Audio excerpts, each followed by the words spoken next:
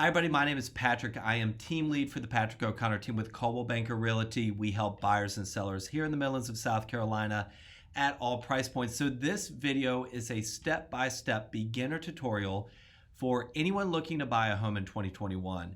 So I'm making this video with a few different perspectives. First is my perspective as a real estate agent, which has been my full-time job over the last 6 years.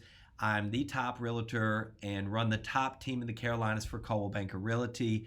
Second, I'm also a real estate investor. And third, I have bought and sold many houses myself. So I have a really unique perspective, seeing what's going on in the market from a few different angles. So I understand all the aspects of buying a home and remember clearly buying my first home. So I want this video to be a really comprehensive overview of how buying a new home works.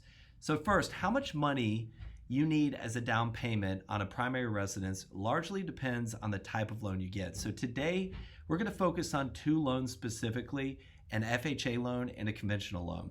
There's many different types of loans, VA, USDA, conventional, jumbo, rural housing, and the list goes on.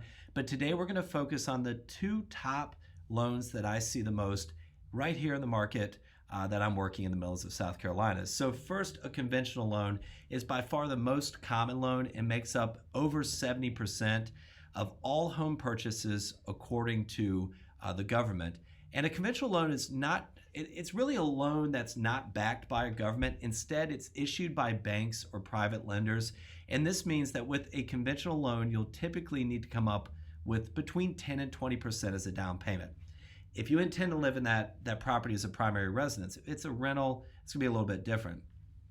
A buyer getting a conventional loan typically has really good credit, higher income, and is more likely, according to the bank, statistically, to pay their mortgage back. So it's not government backed, and it's a loan that you're usually gonna get the best rate out there possible with a conventional loan if you fit into their qualifications. An FHA loan, on the other hand, is a government-sponsored loan and has a lower credit score requirement to qualify. Typically, you could put down as little as 3.5%, which means that on a $250,000 home, you could put down as little as $8,750. However, this type of loan is way riskier for the bank. So they end up charging you a higher interest rate and usually what's also called private mortgage insurance, or PMI. This is an extra charge on top of the mortgage because statistically you're more likely to default on a loan if you're an FHA buyer according to them. So the FHA loan is a really great product, but if you save and put more money down to meet the conventional loan requirements, you'll end up with more equity. You'll also end up avoid paying PMI. There are limits to how high of a loan you can get with FHA, and currently in South Carolina, the limit is $331,760, and that varies. So regardless of what type of loan you get, your lender is going to look over your credit score, your credit payment history, and review all the other loans that you may have, including student loans, car loans, other mortgages, and really get a full overview of your financial capabilities. So the requirement for loans change regularly, but typically, if you have a credit score over 740, and when you're getting a conventional loan, you're probably going to get the best rate. You're going to get the best loan options. Banks and governments look at a higher credit score as an assurance that you're going to pay the mortgage back and will not default on the loan.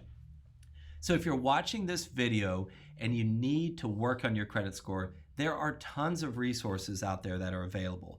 The best approach, though, I believe, is to connect with a top, hardworking local lender like my boy here, Joel Wall, with Guaranteed Rate here in South Carolina, and really talk to them about, what do I need to do so that I can buy a house in the future? There's also credit score repair people that are going to charge you to do that, but I would start there with your local lender, somebody who knows what they're doing.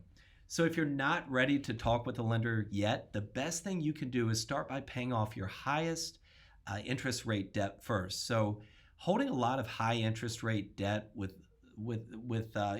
getting up to the limits on your cards, really the bank's going to look at that as you are a risk. So it's good to pay those off.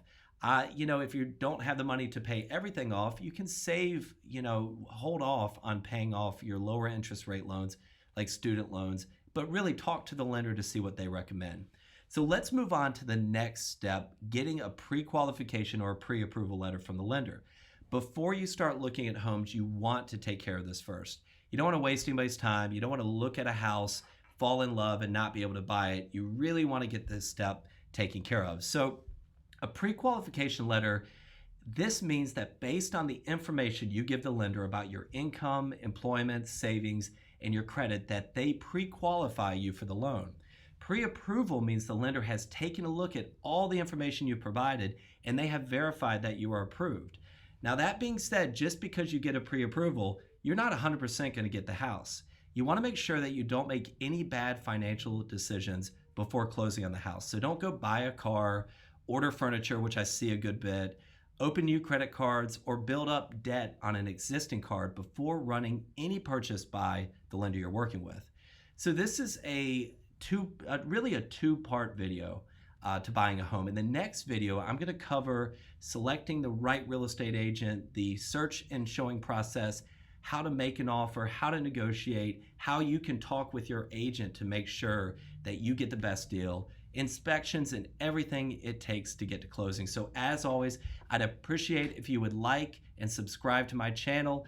And if you're looking to buy or sell here in the Midlands of South Carolina, we would love to help. I hope this video helped.